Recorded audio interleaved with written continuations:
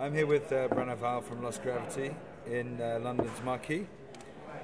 So, Breno, Lost Gravity's gone through a lot of lineup changes over the years. How would you say that's kind of changed your sound? I don't think it has changed the sound, to be honest, because when I formed the band, I knew the kind of music I wanted to play. So, you know, I had some songs before I found the guys for the first lineup. So I showed these people, and they're like, "Yeah, cool, let's play." You know. Did you develop though after the first one or two? Yeah, I think the songwriting developed, but as a musician, because you know, naturally, being the guy writing songs for the band, you know. But the sound of the band, I don't think it has changed.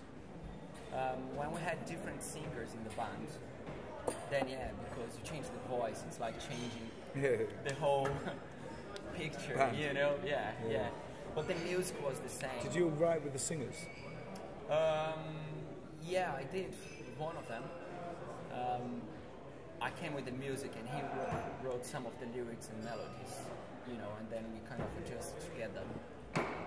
But the sound's been the same rock and roll sound always. And that was the idea you had from the start? Yeah. That was your vision? Yeah, I just wanted to play some rock songs. Rock and roll, man. So you became the frontman recently, or over the last couple of years of Lost Gravity. Yeah. A couple of years back. Did that make a change? For you? For me, there was like in the beginning it was difficult because you know I was used to playing guitar in bands before my whole life, you know, since I started playing. So it was always me and the front man, you know. And then when I decided, okay, let's do this, see how it goes, I was like, all right, I felt uncomfortable first, but then I just got into it, and you know, and that's how the band is now. Did it feel strange to be the singer, the voice of the band, after maybe singing for the band? Yeah, in the beginning, but now it's cool, you know, because because me being the songwriter, I can tell people what the songs are about. Yeah, of course. You know, so I think this is quite good as well, whereas before the guy was just singing something that I wrote. So I think we became more honest with the music. More connected. Yeah, more connected as well, yeah. So you're based in London? Yeah, Camden? Camden, good old Camden town.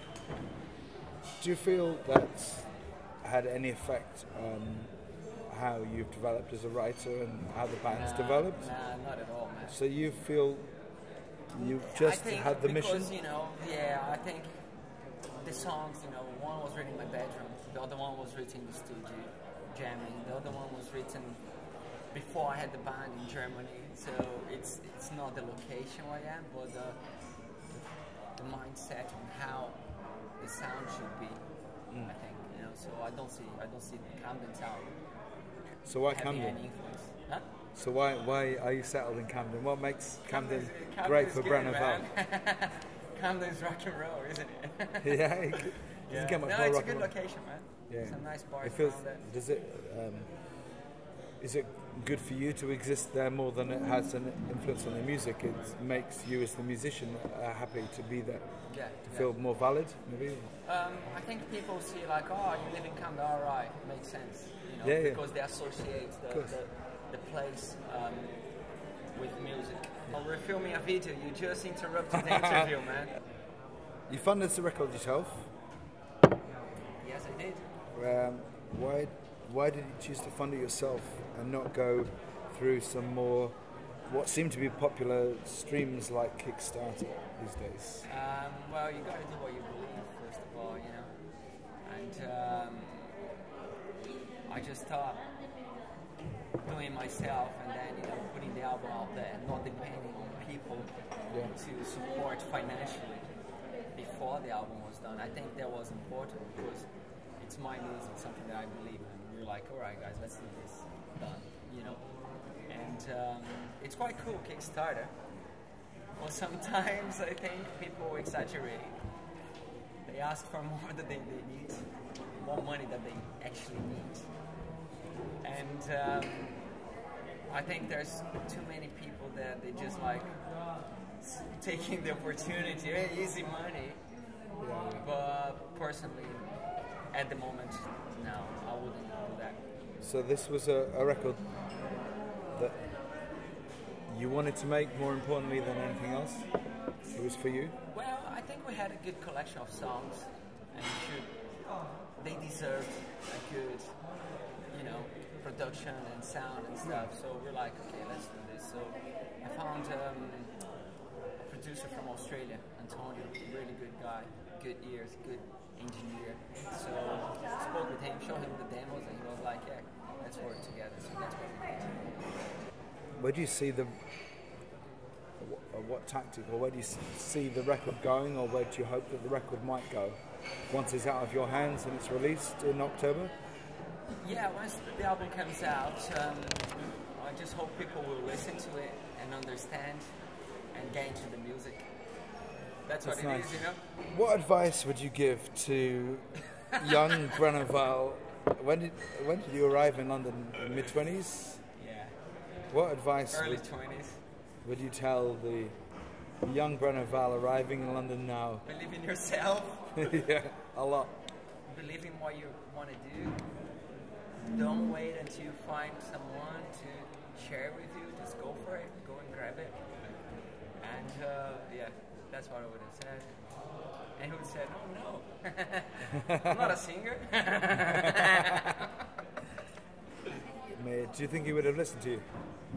No, he would just, I don't know, probably. No, he was stubborn. Cite your influences: AC/DC, Alice in Chains, Metallica. Yeah, it's always me. What have those influences brought to Lost Gravity, to sculpt the sound that you create now? And those bands are my favorite bands, And my top favorite is AC/DC. You must know that. Yeah. It's just so simple and so straight to the point, and it makes you feel like something like, yeah. And I always wanted to do that, And then Metallica comes in with those riffs, so I try to write like AC/DC with more riffs. And Alice in Chains more about the vocal melodies and the feeling. It's just the influence, It's just there somehow, It's not like trying to copy this band or that band. But naturally, that's what happened because these are the bands that I've always listened to. Yeah. It was your first time working with this producer. Yeah. What was it like working with him and not maybe working on your own or producing your own records that I had in the past? Well, in the EPs we released before, I did myself. I produced everything. This time I thought it would be good to have someone else input into the music, And some of the arrangements and some suggestions and stuff that he came up with, I took them on board, and it was quite cool. I think, I'm pleased with the result, and I think it was a good decision working with him. You relied upon yourself so heavily to get this record done. Has it put a lot of extra stress on yourself personally? What's it been like to make this record and fund it and try to make it yourself? Yeah, it was hard work, mate, and I recorded the bass as well. So I recorded the guitars, the vocals, the bass, and I produced as well with Antonio. And I was there for the drums recording, everything. So it was a lot of work, and financing the thing at the same time with music. So, it's been a very busy year, indeed.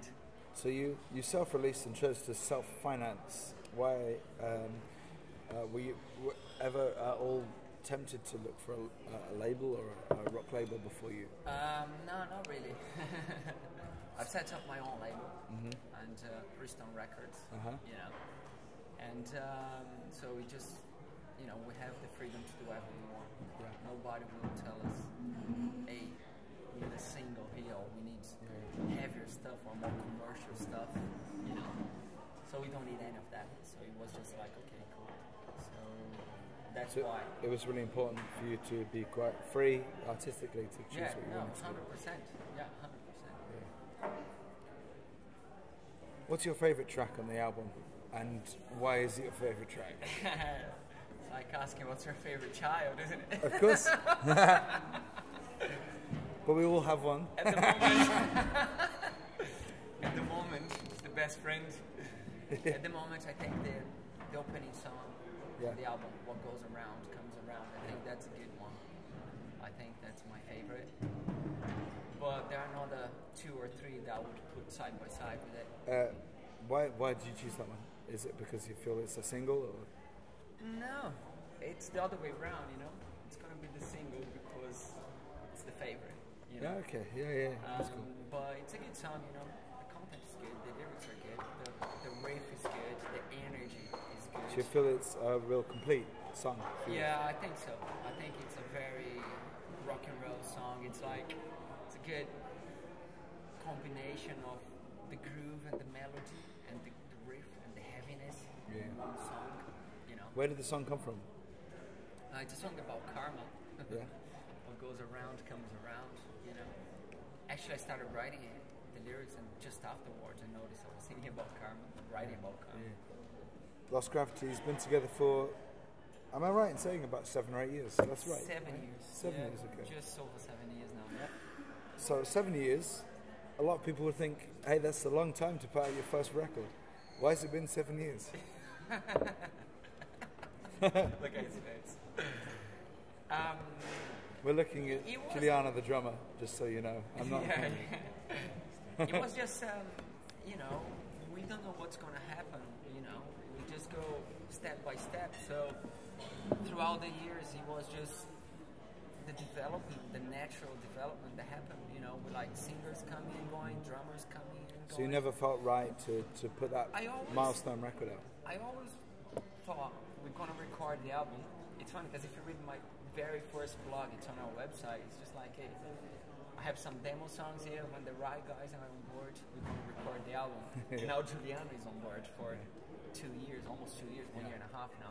So it just felt like the right time. It's like so solid, and it's like, okay, this is the band. Yeah. And that's why it was the right time to It just felt naturally like, it was just the right time. let's put it down now. Yeah. Do you have plans to play outside London next year? Are you looking to tour? Or? Yeah, the album's coming out in October. Okay. And then we're planning a tour in the UK, maybe 2 weeks or something like that, you know. Go across the country. Yeah. And then we are looking to play some gigs in Ireland as well, maybe in November. Cool. You know, yeah, that'll be fun. Yeah, Drink Guinness. rock and roll. Drink the original Guinness.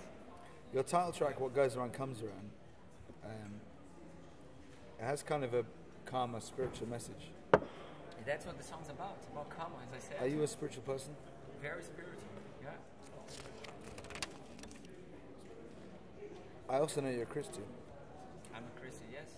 How does that whole correlation of Christianity, spirituality, and maybe slightly blacker rock and roll all fused together? Or is that what makes Lost Gravity kind of really interesting? I think that's a very good question, because when I look at the metal scene, especially in London, every band, they're so negative. The lyrics are like, oh, evil, or their names, oh, die, something.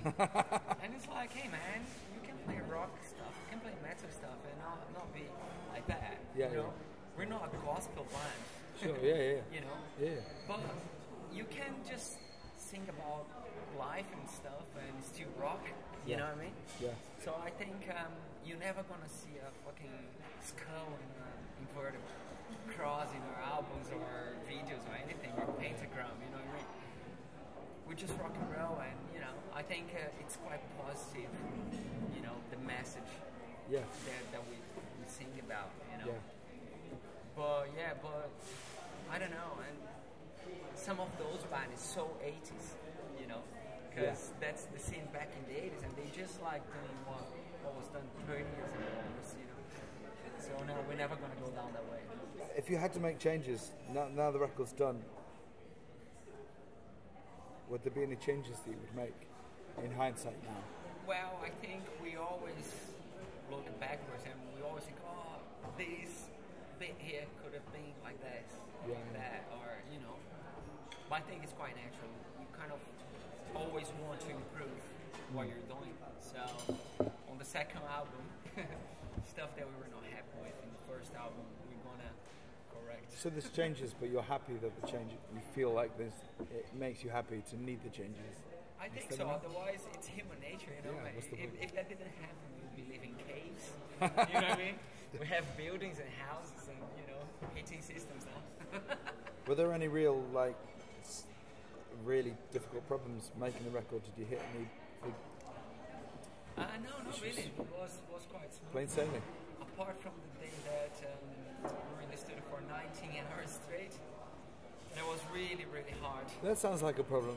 Yeah, we started at 9 in the morning and we finished the session at 4 in the morning. No sleep, no break. That's pretty hard. Yeah, that was hardcore. Never again, mate. That was it. Was that financial constraint? It was just, the studio was free and we just had a double session. Like, yeah, let's do it. And we're like tracking guitars and it never ended. And it was like 4 o'clock in the morning. Like, okay, enough. Let's go. Pressure of a 2-piece at that time. Yeah. What does making the record actually mean to you? To have it finished and have it physically in your hands? Yeah, that was really good. The day the CDs arrived, it was like, okay, cool. We have the product here, we have the songs, we have the package. Yeah. It's just like, work done. So, Breno, why rock music? Why not classical? Why not folk? Why rock music? What brought you to? What's the appeal? It's in my bloodstream, man. That's what's in the blood. I grew up listening to AC/DC. I played guitar really young. From what age? Can you remember? Was that? From what age can you remember? Really young? Man, my first AC/DC tape, I still have it. It was tape. A cassette. Oh, you've said tape, a cassette. Huh? Cassette. There's the date on it. My dad recorded and gave it to me. It's from 1980 something. There you go. And I don't know if it's because my first album, it's still my favorite AC/DC album, Power Rage. Still there on tape. I still have it. So, I couldn't go into, I think, all the styles, Yeah. That's what I love, rock stuff. The first time you heard it, that was it? Yeah, it was just you like wanted to be Hell's that. Bells Bang. I was like, oh, that's a good song. I'm in. Yeah. If you weren't a musician, what would you be doing? A musician. That's cool. That's cool. What's the most important thing to you about being in a band? What's the drive? What's the thing that keeps you going? Well, first of all, it's the music. It's the love for music, We all play an instrument because we love music, first of all. I think, at least in Lost Gravity, Juliano, Chris, and I, we love playing, And then when we play together and the chemistry, the way it happens, it's just like, right, this is, we are doing what we love, with people we like, and it's like rock and roll, man. That's why, that's the main thing. That's why I keep doing it. It's your last question. In 3 words, what does rock and roll mean to you? Rock and roll. Thank you very much, Breno Val, Lost Gravity. Cheers, man. Take it easy, man. Thank you, too, man.